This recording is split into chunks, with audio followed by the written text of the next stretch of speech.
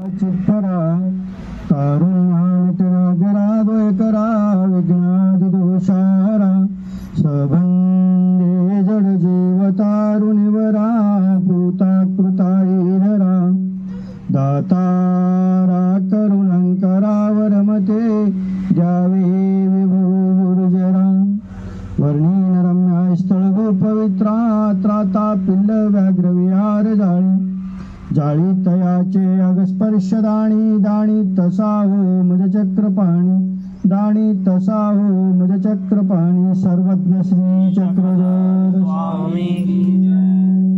जेवण सगळ्यांचीच झाली आणि थोडीशी झोपेची वेळ आहे. मला वाटतं देवपूजा महोत्सवाच्या निमित्तानं आपण एकत्रित आहोत. मला वाटतं मागच्या महिन्यातच एका रविवारी नांदुरा आणि संग्रामपूर तालुका अशा संगमावरची देवपूजा होती आणि त्या देवपूजेला माझी उपस्थिती इथे होती. त्याआधी त्याच्यातून घेतलेली प्रेरणा असेल, त्याच्या आधी घेतलेली प्रेरणा असेल, पण अत्यंत स्तुत्य आणि योग्य असा उपक्रम आहे की जो आज गरजेचा आहे. आज समाजाची स्थिती पाहू जाता जी भयावह परिस्थिती निर्माण झालेली आहे त्या परिस्थितीला तोंड देण्याकरता अध्यात्माशिवाय पर्याय नाही.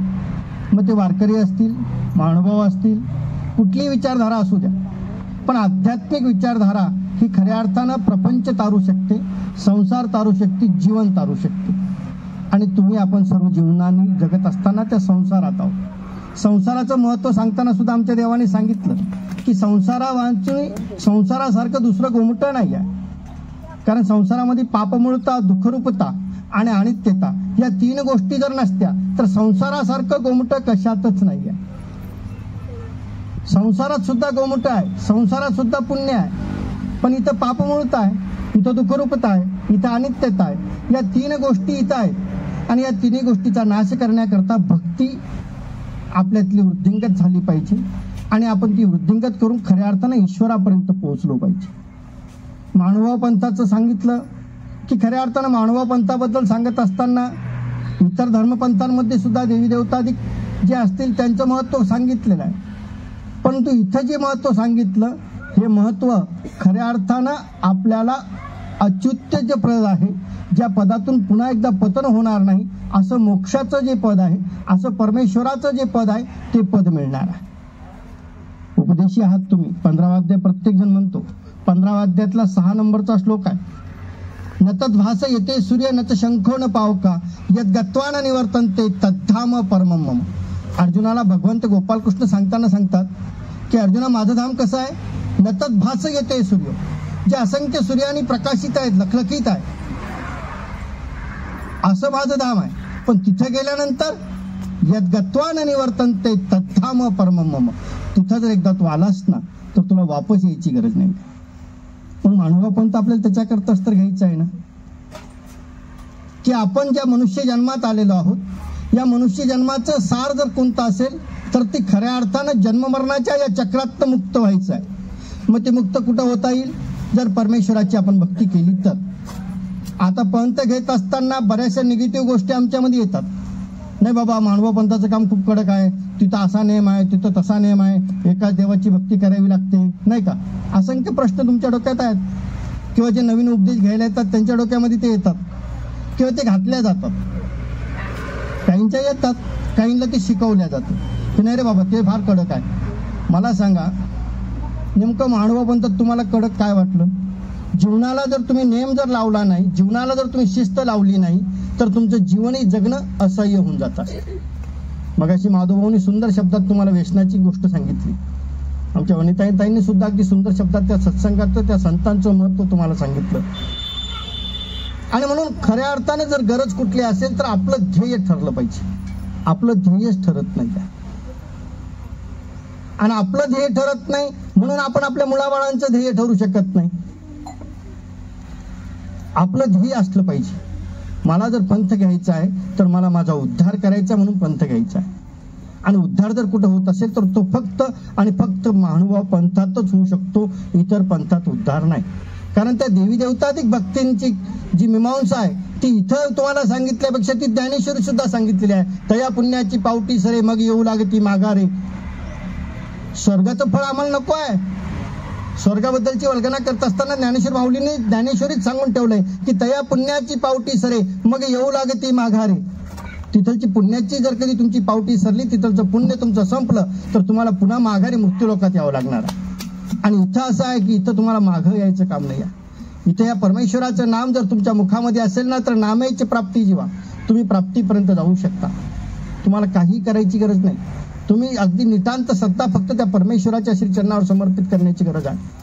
आणि ती श्रद्धा तुम्ही समर्पित केली, ती निष्ठा तुम्ही समर्पित केली, तर तुमचं मोक्ष हा ठरलेला आहे.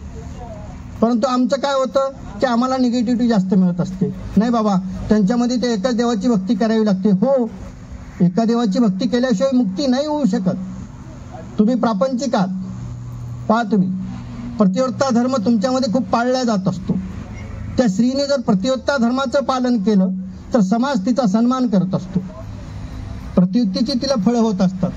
तिचा पती तिची पाहिजे त्या पद्धतीने तिची लाड पुरवत असतो, तिचा आदर करत असतो, समाजही तिचा आदर करत असतो, कारण ती प्रतिवत्ता धर्माचं पालन करत असते. पंथधर्मातही तसंच आहे.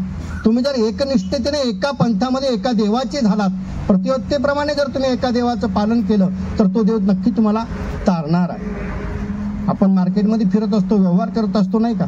बाजारात गेल्यानंतर जर तुम्ही एका दुकानात बसले त्याच गल्लीमध्ये, तिथं उधार केलं, पुढच्या वेळेस दुसऱ्या दुकानात केलं, तिसऱ्या दुकानात केलं, प्रत्येक व्यापाऱ्याकडे जर तुमची उधारी वाढत गेली, तर एक दिवस तुम्हाला तिथं बॅड कॅरेक्टर म्हणून कोणी उधार देणार नाही. ते म्हणते नाही हो, याची सगळ्या बाजारात उधारी आहे, हा आपली कधी पोहोचवणार आहे. पण तुम्ही एकाच ठिकाणी जर तुमचं खातं ठेवलं तर तुम्हाला तिथं लाखोची उधारी भेटू शकते. तो म्हणतो नाही, हे माझं नित्याचं गिराईक आहे, हे आज नाही तर उद्या देणार आहे. म्हणून परमेश्वराच्या दरबारात जाताना सुद्धा आपल्याला एकाकडे जावं लागणार आहे. एका भक्तीचं विशेषत्व सांगत असताना मानव पंथामध्ये ती गोष्ट सांगितल्या गेलेली आहे. भूतलावरती असा एकमेव अवतार भगवान गोपालकृष्ण महाराजांचा आहे की ज्यांनी छातीला हात लावून सांगितलं, माम एकम शरणोज, तू फक्त मला एकट्याला शरणे, तुला मुक्तीला नेण्याची जबाबदारी माझी आहे.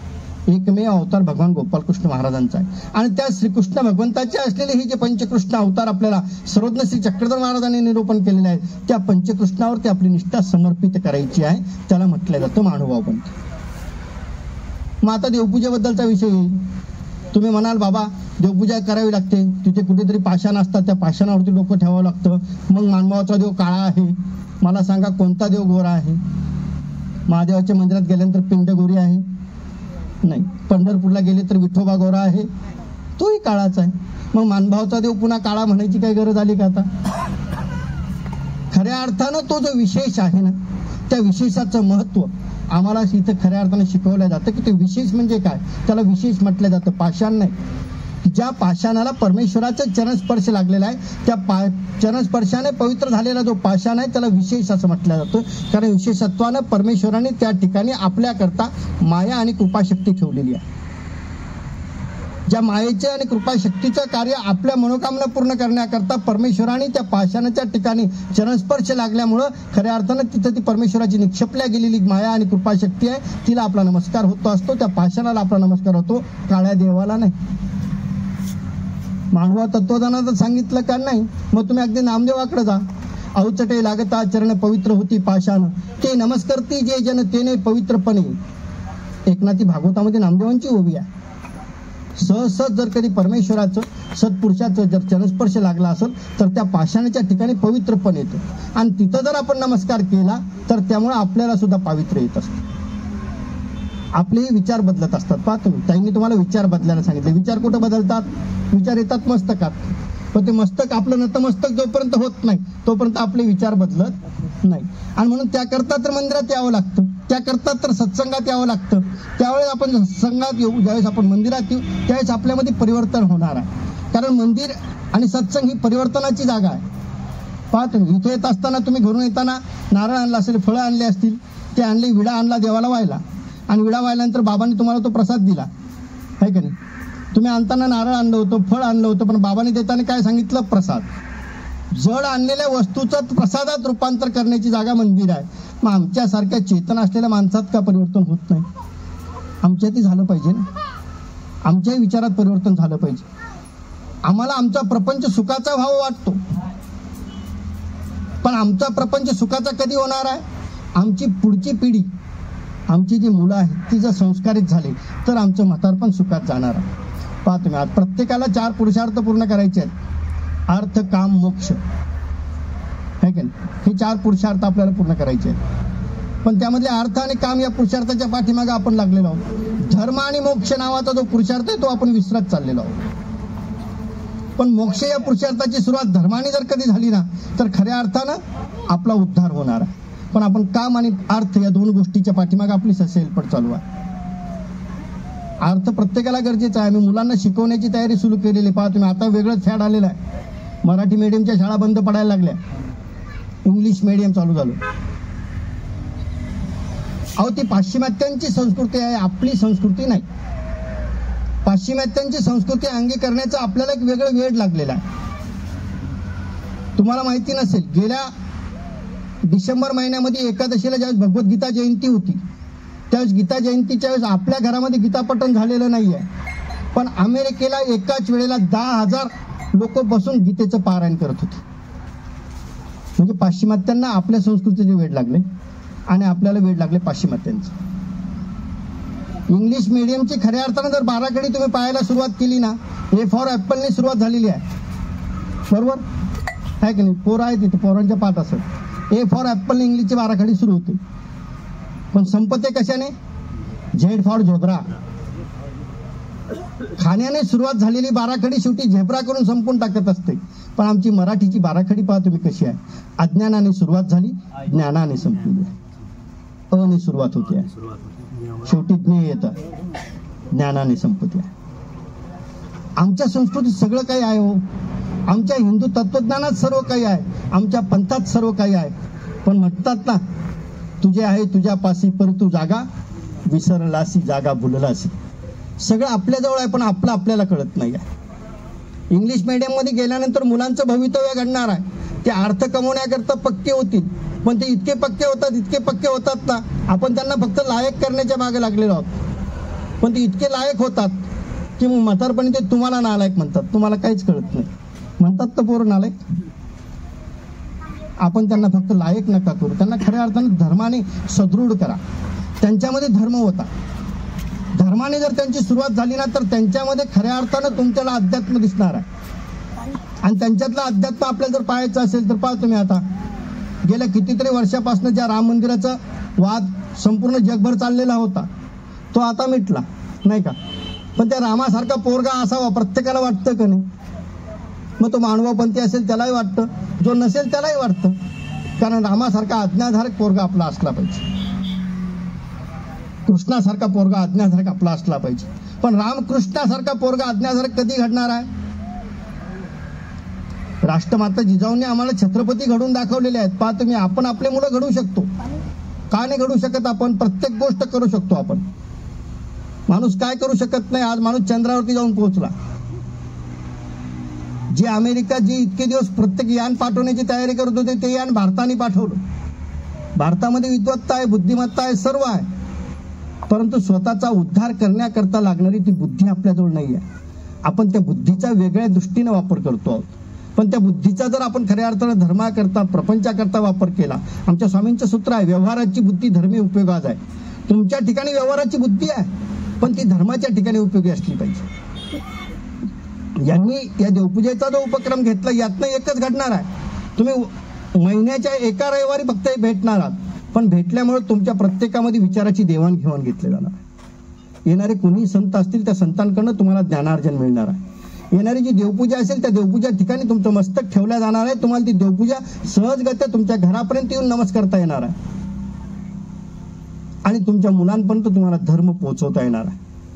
पहा तुम्ही, आज मुलं आम्हाला विचारतात, हो बाबा हे असं कसं, बाबा ते तसं कसं. आपण त्यांना नाही उत्तर देऊ शकत. त्याचं कारण आहे आमच्याजवळ अभ्यास नाही. भगवद्गीतेमध्ये 4 लोक सांगितले आहेत, आर्तो, जिज्ञासू, सुरार्थी आणि ज्ञानी. ही 4 भक्त खऱ्या अर्थानं भगवंताला प्रिय आहेत. पण त्यातली अर्थता आमच्यात शिल्लक राहिली नाही, त्यातली जिज्ञासा आमच्यात शिल्लक नाही आहे. सुरार्थी, प्रत्येक जण सकाम, प्रत्येकाची भक्ती आहे. आपला विडा देवाजवळ येत असतो तो सकामतेतूनच येतो आहे. सकाम भक्त सुद्धा परमेश्वराला प्रिय आहे. पण त्या सकामतेतून तो कधीतरी निष्कामतेकडे गेला पाहिजे, कधीतरी तो ज्ञानाकडे गेला पाहिजे. जर त्याच्यामध्ये ज्ञानाची परिभाषा घुसेल, त्याच्यामध्ये खऱ्या अर्थानं अर्थ घुसेल, त्याच्यामध्ये खऱ्या अर्थानं जिज्ञासा घुसेल, तरच तो खऱ्या अर्थानं परमेश्वराबद्दलची जिज्ञासा करू शकतो. आणि आम्ही जर जिज्ञासा केली तर आम्ही आमच्या मुलांपर्यंत पोहोचू शकतो. आम्ही आमच्या मुलांना तिथल्या तिथं बदलू शकतो. स्वामी विवेकानंदांच्या जीवनातली एक घटना आहे छोटीशी, तुम्हाला सांगतो. स्वामी विवेकानंदांचं कलकत्त्याचा त्यांचा रहिवास आहे. त्यांचे वडील खूप मोठे वकील होते, घरी गडगंज श्रीमंती आहे. स्वामी विवेकानंदाला नेऊन आणि आणण्यासाठी एक रथ ठेवलेला होता, घोडागाडी. त्या घोडागाडीचा जो सेवक होता, त्या सेवकाचाही पोशाख खूप सुंदर होता. आणि मग एक नरेंद्राला नेऊन रोज त्या गुरुकुलामध्ये सोडायचं आणि गुरुकुलातनं त्या घोडागाडीवरती आणायचं. एक दिवस नरेंद्राच्या आईने नरेंद्राला विचारलं, विवेकानंदांचं नाव नरेंद्र आहे, नरेंद्राला विचारलं, म्हणले बाळा नरेंद्रा, तुला काय व्हायचं आहे? आम्हालाही वाटतं ना, आमची मुलं शाळेतून वापस आला आम्ही मुलांना विचारत असतो, बाळा काय व्हायचं आहे? डॉक्टर होतो, इंजिनियर होतो, काय होतो? आपण त्याला विचारत असतो, कारण त्याच्यामध्ये ती जागृती करून खऱ्या अर्थाने त्याच्याकडनं ती गोष्ट आपल्याला करून घ्यायची असते. म्हणून नरेंद्रांच्या आईने त्याला विचारलं, बाळा नरेंद्र, तुला काय व्हायचं आहे? लहान मुलांमध्ये खऱ्या अर्थाने ती जे वय असते ते संस्कारित वय असतं, जे पाहतात ते त्यांना आवडत असतं. आणि म्हणून कवी नरेंद्राने सांगितलं, हो आई, मला हा गाडीवाहन व्हायचा आहे. कारण त्याचा तो सुंदर असा मखमली निळा असा ड्रेस, तो गाडी हाणत असताना त्याची चालणारी ती हालचाल पाहून नरेंद्राला ती आवडायची. नरेंद्राने सांगितलं, आई मला गाडीवाहन व्हायचं आहे. नरेंद्राच्या आईने त्याच्या कानामागं नाही मारलं. नरेंद्र आई म्हणलं, हो नक्की गाडीवाहन हो, पण कसा गाडीवाहन हो? अरे त्या श्रीकृष्णासारखा गाडीवाहन हो. तोही सारथ्य केलं त्यांनी जगाचं, तसं तो गाडीवाहन असला पाहिजे. आपण आपल्या मुलाला कन्वर्ट करू शकतो, बदलू शकतो. आणि नरेंद्राच्या जीवनामध्ये एवढा एक शब्द बदलला आणि ते स्वामी विवेकानंद झाले, की ज्यांनी अगदी शिकागोच्या त्या धर्म परिषदेमध्ये हिंदू धर्माला तर मांडलं, पण खऱ्या अर्थानं त्या अगदी 7 समुद्रापार आपला हा हिंदू धर्माचं तत्व ज्यांनी पोचवलं ते स्वामी विवेकानंद फक्त आईच्या तेवढ्या एका गोष्टीमुळे घडली. तिने फक्त एकच म्हटलं, हो गाडीवान व्हायचं तुला, हो नक्की हो, पण श्रीकृष्णासारखा. आम्हाला आमचा कृष्ण त्यांना समजून सांगता आला पाहिजे. कृष्ण कसा पहा तुम्ही, आम्ही कृष्ण उपासक आहोत, कृष्ण भक्ती आम्ही करतो, पण कृष्णामधल्या बऱ्याच गोष्टी आमच्यापर्यंत नाही पोहोचल्या. कृष्णामध्ये प्रत्येक गोष्ट आहे हो. समाजामध्ये एकी असली पाहिजे, समाजाचं एकीकरण असलं पाहिजे. मथुरेत जाणारे त्या दह्यादुधाचे पाठ ज्यावेळेस श्रीकृष्ण भगवंतांनी पाहिले, त्यावेळेस त्या सर्व सवंगड्यांना एकत्र केलं आणि चोरी करायला सुरुवात केली. चोरी कशा करता होती? तिथे काही मिळत नाही म्हणून थोडं होतं. अहो नंदगावामध्ये तर दह्यादुधाचा पूर वाहत होता ना. नंदबाबाकडे तर कितीतरी गायी होत्या. सकाळ संध्याकाळच्या जेवणामध्ये दह्यादूध त्यांच्या जेवणात असायचं. इतकं दहीदूध असतानाही चोरी करायला लावली, पण त्या चोरीमध्ये संघटन शिकवलं. दहीहंडीमध्ये उंच जाण्याची भरारी शिकवली. श्रीकृष्णाचे एक एक चरित्र जर आपण पाहिलं ना, तर त्या चरित्रातलं प्रत्येक गोष्टीत आपल्याला घेता येणार. आणि म्हणून कृष्ण शब्दामध्येच खऱ्या अर्थानं आकर्षण दडलेलं आहे. आणि म्हणून आम्हाला आमचा कृष्ण समजून सांगता आला पाहिजे की बाळा रे, भगवान गोपाल कृष्ण असे होते. त्यांनी अर्जुनाला 4 ज्ञानाच्या गोष्टी सांगितल्या. हातामध्ये शस्त्र घेतलेलं नाही, पण तरी अर्जुनाचा विजय करून दाखवलेला. मग तो श्रीकृष्ण आम्हाला मुलाला समजवता येतो का? नाही. आमच्याजवळ श्रीकृष्णाचं चरित्रच नाही आहे. आम्ही श्रीकृष्ण शिकलो एकाच गोष्टीत फक्त, बरं का. एक गाव होतं, त्या गावामध्ये 2 पोथ्या चाललेल्या होत्या. एकीकडे पांडव प्रताप चाललं होतं आणि एकीकडे भागवत चाललेलं होतं. आणि मग ते पांडव प्रताप, आता 2 पोथ्या, 2 गट गावामध्ये, पती पत्नीने ते दोन्ही गट सांभाळायचे. दोन्ही आपल्या भाऊकीचेच गट आहेत, पण एकाने पांडव प्रताप लावलेला आहे, एकीकडे दुसरा ग्रंथ लागलेला आहे. आणि म्हणून पत्नीने ठरवलं की आता एका पोथीला तुम्ही जात जा, दुसऱ्या पोथीला मी जात जाईल. आणि मग दुसऱ्या पोथीला ती जात असताना एकीकडे भागवत चालू आहे, एकीकडे पांडव प्रताप चालू आहे. पती भागवताकडे जायचा, पती पांडव प्रतापाकडे जायचा, पत्नी भागवताकडे जायची. दोघे वापस यायचे. सायंकाळी आल्यानंतर पोथीतल्या मग त्या गप्पा व्हायच्या आणि गप्पा झाल्यानंतर मग एकमेकांमध्ये त्या चर्चा चालायच्या. मग एक दिवस पतीने पत्नीला सांगितलं, म्हणले अगं मी जिकडे जातो ना तो खूप मस्त ग्रंथ आहे, मला आवडला म्हटले. पत्नी म्हणले चला, काहीतरी आवडलं ना तुम्हाला एकदाच. तुम्ही एक तर कुठल्या धर्मात जात नाही, कुठल्या पंथात जात नाही, प्रवचनाला जात नाही, पण तुम्ही आवडलं म्हणता मला बरं वाटलं म्हणे. पण तुम्हाला आवडलं काय? आणि मग पतीने सांगितलं, म्हणले अहो मी जिकडे जातो ना तिकडे पांडव प्रताप चालू आहे आणि पांडव प्रताप म्हणजे मला एकच गोष्ट आवडली म्हटली. म्हटले काय आवडलं? म्हणे द्रौपदी आहे ना, द्रौपदी, तिला 5 पती आहेत म्हणे. हा तिला 5 पती आहेत म्हटलं. म्हणे मग माझी इच्छा आहे म्हणले अजून एखादं करून घेतो. पत्नी हुशार होती, ती म्हटली मी जिकडे जाते ना तिकडे सुद्धा भागवत चालू आहे. आणि तिकडे भागवतामध्ये मला सुद्धा तिथं भागवतामध्ये सुद्धा मला एक गोष्ट आवडली म्हटले, महाभारतामधली. म्हणले कुठली गोष्ट आवडली तुला? म्हणजे भागवतामध्ये सुद्धा मला आवडलं. भागवतामध्ये जो राजा आहे ना, जो शत्रुजित नावाचा राजा आहे, तो शत्रुजित नावाचा राजा त्याने ह्या प्रपंचाचा त्याग करण्याकरता आपल्या असलेल्या अष्टपत्न्यांना सोडून दिलं आणि तो संसाराचा त्याग करून निघून गेला. आणि म्हणून ते सगळं राज्य त्या बाईच्या हातात आलं म्हटले. आणि मग ते शत्रुजिताची पत्नी मला तिकडे आवडली म्हटली. याच्या लक्षात आलं की आता दुसरी आणायचं म्हटलं म्हणजे ही आपल्याला त्याग करायला लावते, संन्यास घ्यायला लावते. ह्या म्हटलं तेरी बी चूप पण मेरी बी चूप. आपण कथानकात गेल्यानंतर तिथून आपल्याला पाहिजे त्या भोगवस्तूचा शोध घेत असतो, पण खऱ्या अर्थानं त्या कथानकातलं खऱ्या अर्थानं जे ध्येय आहे ना, ते परमेश्वर प्राप्तीचं ध्येय आपण शोधत नाही. त्या परमेश्वर प्राप्तीचं ध्येय आपल्याला त्या कथानकांमध्ये दडलेलं आहे. पांडव प्रतापांमध्ये अनेक गोष्टी आहेत. पांडवांजवळ असलेला जो संकट होती, त्या संकटामध्ये श्रीकृष्ण भगवंताला आपल्याजवळ बांधून ठेवण्याचं जे प्रेम आहे, ते प्रेम आमच्याजवळ कुठं आहे? असं म्हटलं जातं की ती कुंती श्रीकृष्ण भगवंताची आत्या होती म्हणून श्रीकृष्ण भगवंत तिथे बांधून राहिले. नाही, अर्जुनासारखा भक्त श्रीकृष्ण भगवंताला तिथे उभा करायचा होता. कारण अर्जुनाबद्दलची महती सांगताना चरित्रामध्ये ज्यावेळेस सांगितलं जातं, ज्यावेळेस महादाईसांनी एका प्रसंगाच्या ठिकाणी आमच्या सरोदनश्री चक्रधर महाराजांची चरणशाळण केली आणि ते चरणोदक पिलं. ती पिल्यानंतर दादोसांनी महादाईसाला त्या ठिकाणी टोकलं. ते म्हटलं, अगं त्या गळतीचं पाणी तू घेतलंस, त्या गुरुवाचं पाणी तू पेलस, तू ब्राह्मण आहेस ना, ब्राह्मणाने गुरुवाचं पाणी घेऊ नये, तू बाटलीस, आंघोळ करू नये. महादाईसांनी अगदी स्वामीवरती असलेला विश्वास तिथे व्यक्त केला. ती म्हणजे अगं मी जर ते पाणी घेऊन खऱ्या अर्थानं बाटली असते, गुरुवाचं पाणी पिऊन मी बाटली असते, तर मला देवाने जाणवलं असतं ना. मग त्या दादोने सांगितलं, देवाला काय करायचं आहे? जीव नरकाला गेले काय आणि स्वर्गाला गेले काय? अगं देवाला जर घेणं देणं असतं तर तिकडं युद्धभूमीवरती असंख्य लोक मेले, नरसंहार झाला. त्या नरसंहारामध्ये श्रीकृष्ण भगवंतांनी कुणालाच तारलं नाही. तिथं का तारलं नाही? देवाला काहीच घेणं नाही म्हटले. जीव नरकाला गेला काय, स्वर्गाला गेला काय? ही घटना महादाईसांनी सर्वज्ञांना जशी तशी सांगितली. त्या स्वामी श्री चक्रधर महाराजांनी ते जे वचन आम्हाला सांगितलं की अर्जुनावरती श्रीकृष्ण भगवंताचं स्नेह किती होतं, प्रेम किती होतं. त्या स्वामी म्हणतात की बाई, तिथं श्रीकृष्णाचा कोण होता? कोण यमाचा, कोण देवा, कोण वरुणाचा, कोण सूर्याचा, कोण कोणाचा? श्रीकृष्ण भगवंताचा कोण होता? जर उद्धवा अर्जुनाची धड पडती तर येरे डोहीचे येरे डोही घालता. जर उद्धवाचं किंवा अर्जुनाचं जर कधी सर पडलं असतं ना, तर या सृष्टीतले त्या सृष्टीत घालून टाकले असते. इतकं प्रेम अर्जुनाचं भगवंताचं, अर्जुनावर भगवंताचं होतं. ते अर्जुनाकरता भगवंत तिथं आहे.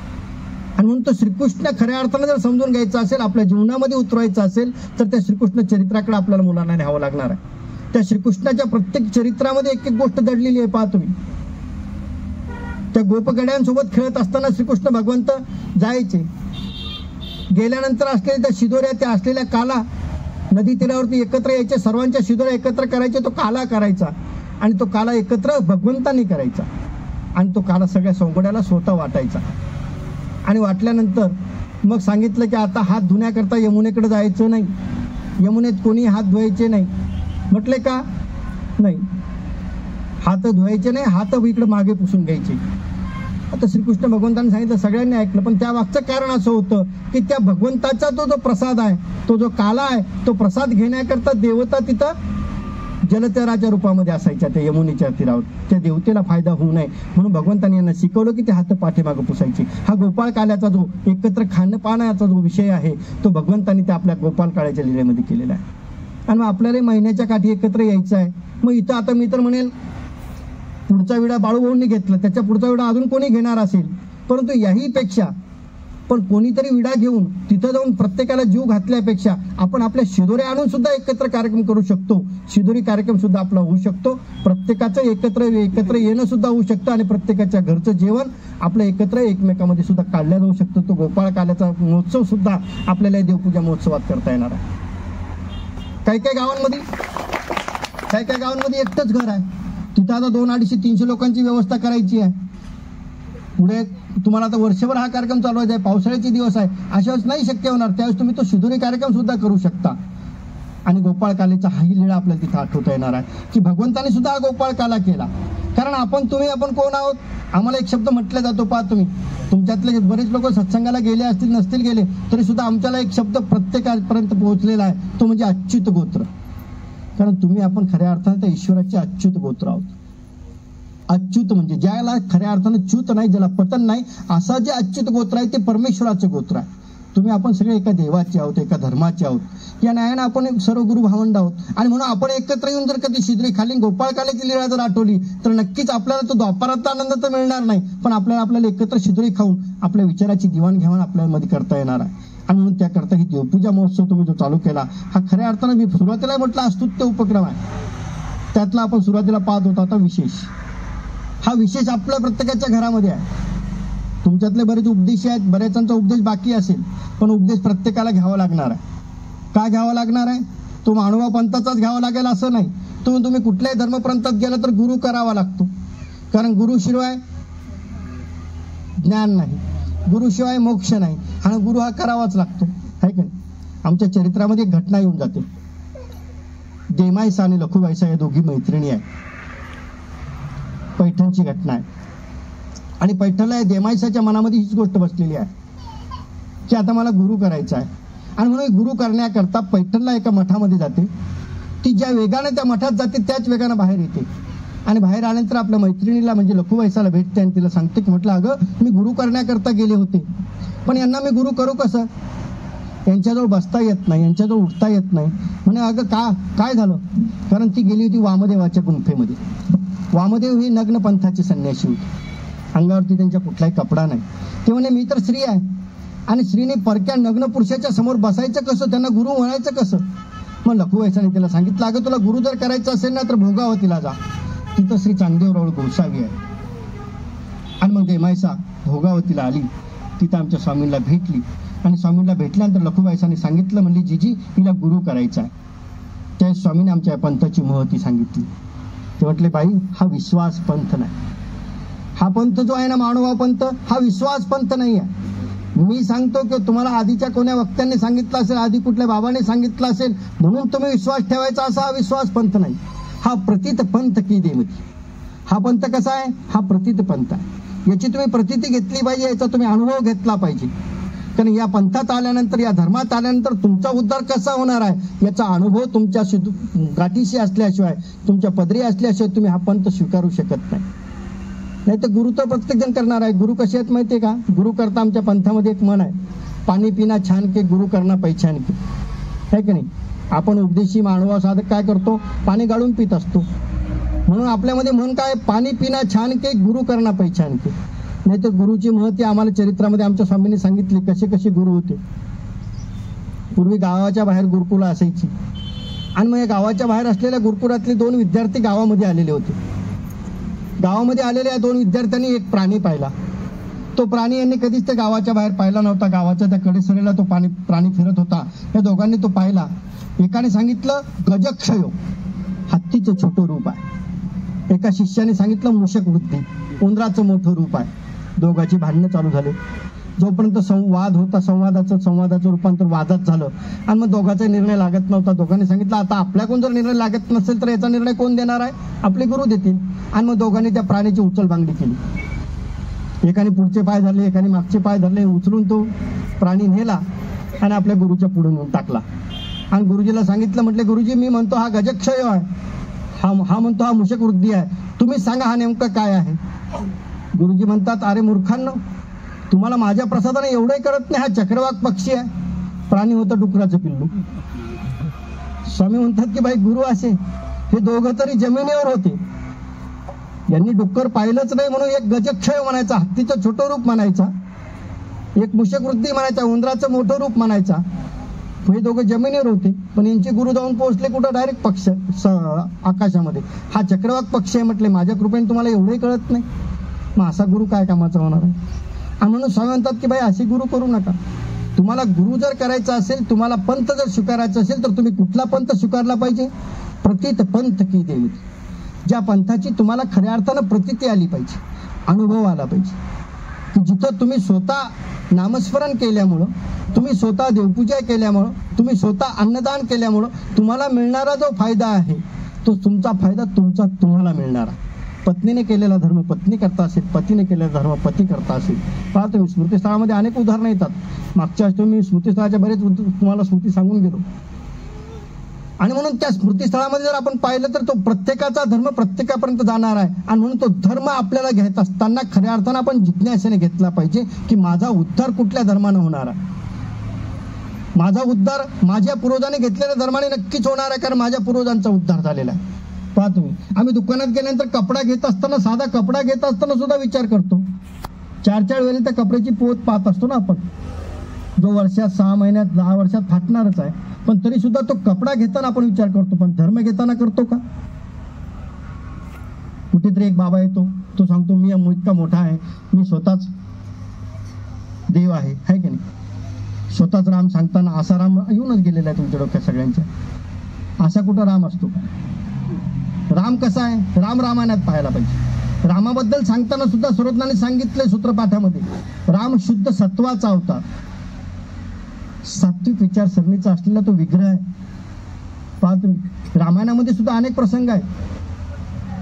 संस्काराबद्दल बोलत असताना रामायणामध्ये अनेक प्रसंग येतात. पती पत्नीचं नातं कसं असावं जर पाहायचं असेल तर रामायणात जावं लागणार आहे. गृहस्थाश्रम शिकायचं असेल तर रामायण शिकावं लागणार आहे. आणि त्याग शिकायचा असेल तर तुम्हाला महाभारतामधला श्रीकृष्ण भगवंताचं भागवत शिकावं लागणार आहे. त्याच तुम्हाला त्याग कळणार आहे की त्याग कसा असला पाहिजे, कृष्ण कसा असला पाहिजे. आणि म्हणून त्या रामायणामध्ये सुद्धा अनेक असे प्रसंग आहेत की त्या माणसाच्या जीवनाला कालटणी देऊ शकतात. पहा तुम्ही, आपल्या पित्याच्या वचनाखातर 14 वर्षाचा वनवास घेणारा श्रीराम तुम्हाला रामायणात दिसतो. आणि पतीच्या सोबत आलेली ती सीता, नेमकंच लग्न झालेलं आहे, येऊन तिला 2 दिवस होतात, 4 दिवस होतात, नाही होतात, तोच पतीच्या सोबत 14 वर्षाचा वनवास सीतामाईने सुद्धा भोगलेला आहे.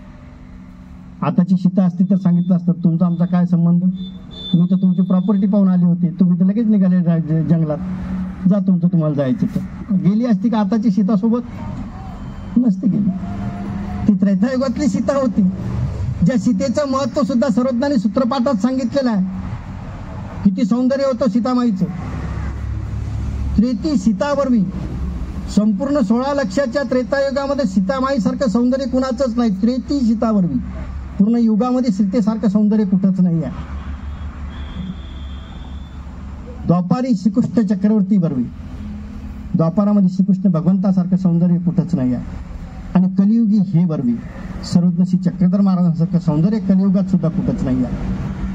आणि आपला जो काय आहे, काहीच नाही. नसलेल्या सौंदर्याच्या कितीतरी वल्गना आपण करत असतो.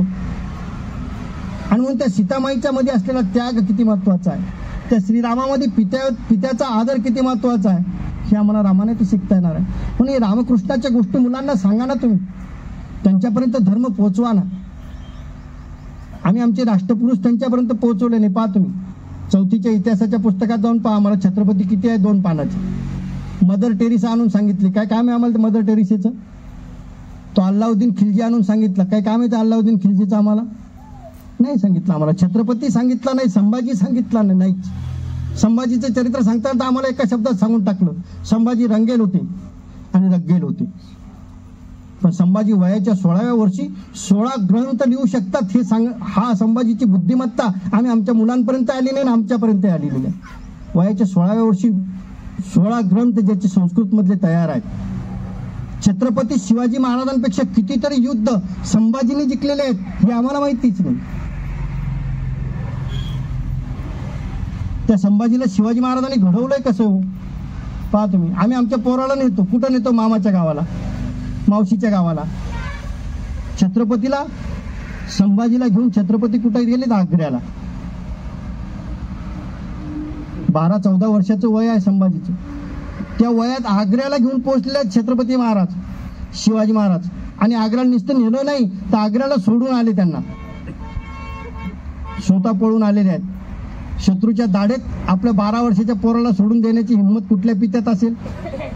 पण आमच्या शिवाजी महाराजांमध्ये होती. त्यांना माहिती होतं की हा माझा संभाजी माझा मुलगा नाही, हा माझा छावा आहे. कारण त्यांना घडवत असताना मुलं आपल्याला अशी घडवावी लागणार आहे. पाहतो, सिंहाच्या जीवनामधला एक प्रसंग आहे.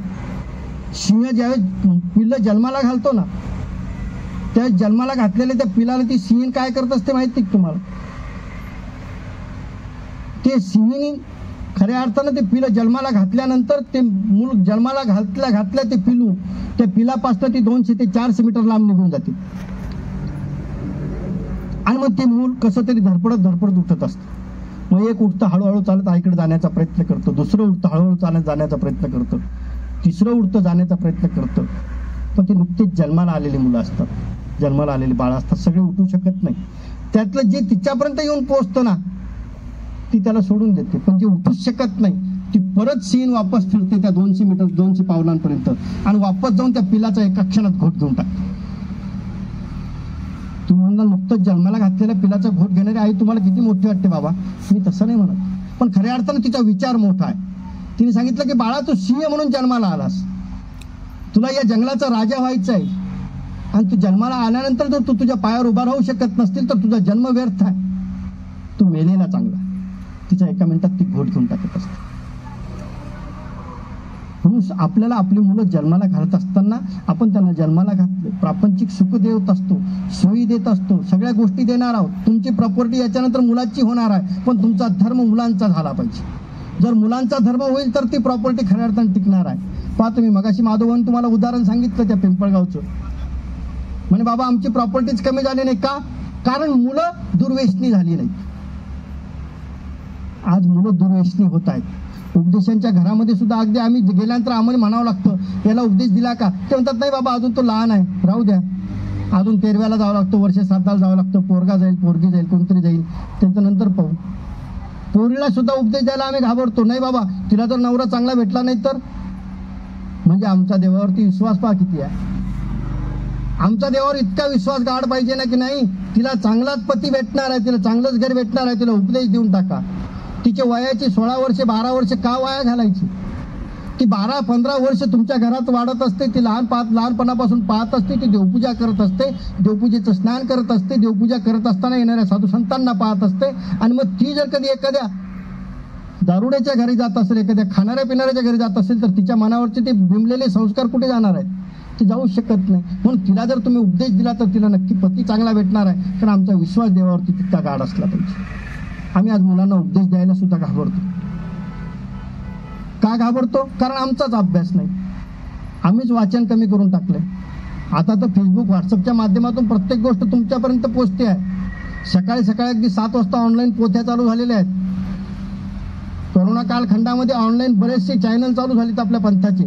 तुम्हाला कुठे जायची गरज नाही, एका क्लिकमध्ये तुम्हाला प्रत्येक ज्ञान घरापर्यंत मिळणार आहे. पण ते घेण्याची खऱ्या अर्थानं आपली जिज्ञासा असली पाहिजे. पहा तुम्ही, आर्तता असली पाहिजे. आर्त जर आमच्यात असेल, जिज्ञासा आमच्यात असेल तरच खऱ्या अर्थानं आम्ही ज्ञानी भक्त बनू शकतो. आणि परमेश्वराला ज्ञानी भक्त प्रिय आहे. आणि आमच्या जीवनामध्ये ज्ञान येण्याकरता आम्हाला फक्त भगवद्गीतेतला एक श्लोक पाठ करून ठेवायचा. आज संतुष्ट सततम योगी एतात्मा दृढ निश्चय मय्यर्पित मनोबुद्धी यो मे भक्त समे प्रिय. आपण आपल्या जीवनामध्ये संतुष्ट असलं पाहिजे, सततम योगी, सतत त्याचं चिंतन करत असलं पाहिजे. एतात्मा दृढ निश्चय, आपला निश्चय पक्का असला पाहिजे की मला परमेश्वरापर्यंतच पोहोचायचं आहे, हा आपला निश्चय असला पाहिजे. एतात्मा दृढ निश्चय मय्यर्पित मनोबुद्धी यो मे भक्त समे प्रिय. आपली बुद्धी भगवंताला अर्पण असली पाहिजे. भगवंताने जे शास्त्र सांगितलंय, कारण भगवद्गीता एक असा तत्वज्ञ ग्रंथ आहे की जो भगवान गोपालकृष्ण महाराजांच्या मुखारविंदातून आलेला आहे. इतर शास्त्र ऋषीचे आहेत. ऋषीवीर बहुधा गीतम छंदोवीर विविधे पृथक. अनेक ऋषीमुनींचं असलेले भागवत असेल, महाभारत असतील, पुराण असतील, 18 पुराणाची मतं ही ऋषीमुनींची आहेत. पण गीता ग्रंथ हा भगवंताचा आहे, भगवंताच्या मुखारविंदातून आलेला आहे. आणि म्हणून त्या गीता ग्रंथाचं तत्व आमच्या जीवनात आपण उतरायचं असेल, तो श्रीकृष्ण आपल्या जीवनात उतरायचा असेल तर तो पंथ आपल्याला घेतला पाहिजे. आणि त्या देमतीला आमचे सर्वज्ञ तेच सांगत होते की बाई हा प्रतीत पंथ आहे. आणि मग ती देमती या पंथाची उपदेशी झाली नाही, बोधवंत झालेली आहे. खऱ्या अर्थाने ती पुढे अनुसरली. अगदी त्या देमतीला ज्यावेळेस आचार्य डावलून येतात तरी सुद्धा आमच्या स्वामींनी शिक्षा पण केलेलं आहे. मा येशनी देमती कैसी डाविलेली, की तुम्ही 45 आला तर देमतीला भेटला नाही. त्या देमतीचा अभिमान नंतर सर्वज्ञांना इतका आला की देमती या पंथामध्ये प्रवेश केलेला आहे. आणि म्हणून मानवा पंथामध्ये प्रवेश केल्यानंतर तुमचा उद्धार होणं हा निश्चित आहे, त्यात अगदी तीळ मात्रही शंका नाही. पण आपल्याला उद्धार आपलाही करायचा आहे, आपल्या मुलांचाही करायचा आहे. हा संस्कार पुढच्या पिढीपर्यंत आपल्याला पोहोचायचा आहे.